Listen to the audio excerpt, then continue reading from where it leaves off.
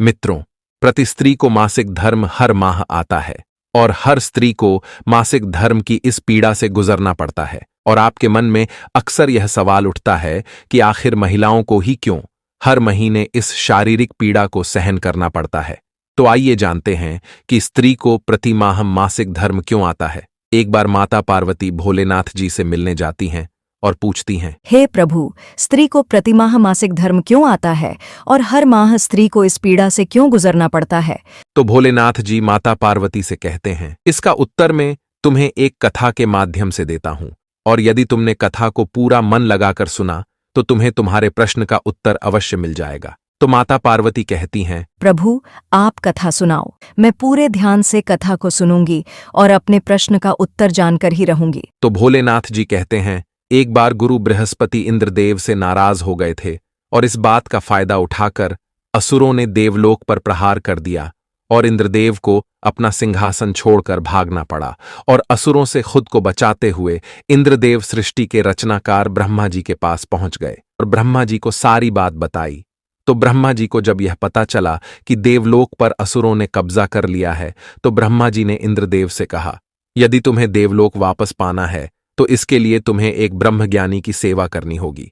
यदि वे प्रसन्न हो गए तो तुम्हें देवलोक वापस मिल जाएगा। ब्रह्मा जी कहने पर इंद्रदेव एक ब्रह्मज्ञानी की सेवा करने लगे, लेकिन इंद्रदेव को ये नहीं पता था कि वे जिस ब्रह्मज्ञानी की सेवा कर रहे हैं उसकी माता असुर हैं, जिसके कारण उस ज्ञानी को असुरों से अधिक लगाव था और असुरों से लगाव होने के कारण वह ज्ञानी इंद्रदेव की सारी हवन सामग्री देवताओं के बजाय असुरों को अर्पित कर देता था।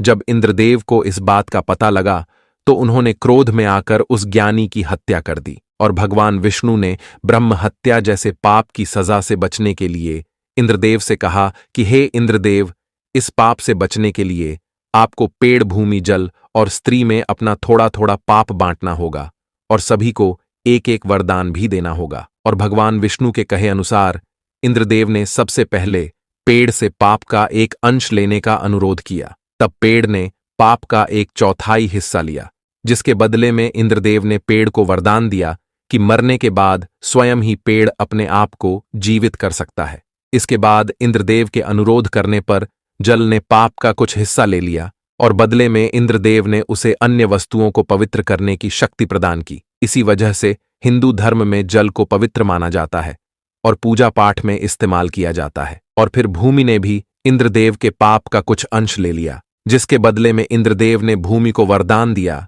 कि उस पर आई चोटें अपने आप भर जाएंगी। और अंत में इंद्रदेव की विनती करने पर स्त्री ने बाकी बचा पाप का अंश अपने ऊपर ले लिया। और इसी कारण से महिलाओं को हर महीने मासिक धर्म की पीड़ा सहनी पड़ती है। लेकिन इसके बदले में इंद्रदेव ने महिलाओं को वरदान दिया कि तुम्हें घर की लक्ष्मी के रूप में माना जाएगा, और इसीलिए महिलाओं को घर की लक्ष्मी कहा जाता है, क्योंकि एक पतिव्रता और संस्कारी स्त्री घर को स्वर्ग बना देती है।